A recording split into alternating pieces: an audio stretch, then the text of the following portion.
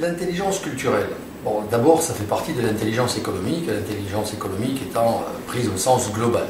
L'intelligence culturelle, c'est en fait accompagner de manière, disons, en se prévenant un petit peu de ce que l'on va trouver sur les théâtres extérieurs économiques, de ce que l'on va trouver comme condition quand on est un chef d'entreprise.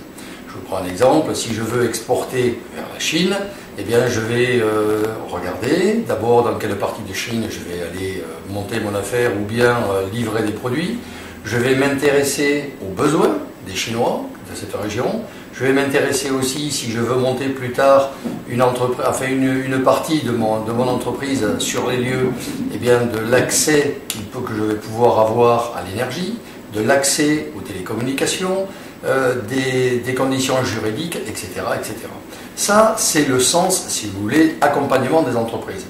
Et dans l'autre sens, eh bien, si je veux améliorer mes résultats, je vais faire en quelque sorte une enquête qu'on pourrait appeler de qualité. Chercher ce que mes clients chinois ont comme perception des produits, de mes produits et de ma démarche. Donc, en fait, comment ils me regardent, comment ils me perçoivent, comment je peux améliorer mon marketing vis-à-vis d'eux. Et puis, si vous mettez ça au niveau de l'État, eh bien, vous pourriez vous demander comment, je prends toujours l'exemple des Chinois, mais je pourrais en prendre un autre. Bon, la Chine est quand même d'actualité. Comment les Chinois nous perçoivent? Quels sont nos points positifs? Quels sont ceux qui les dérangent un petit peu ou beaucoup? Et comment pouvons-nous améliorer notre démarche, nous, entreprise France, pour mieux commercer avec eux et donc par là améliorer notre balance commerciale?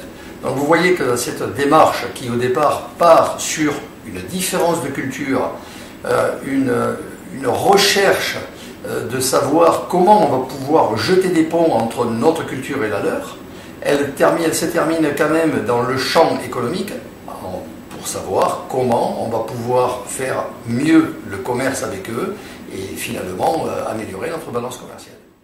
Aujourd'hui, les rapports étant différents, ils se feront donc dans un équilibre de partenariat gagnant-gagnant et surtout dans le respect des différentes cultures.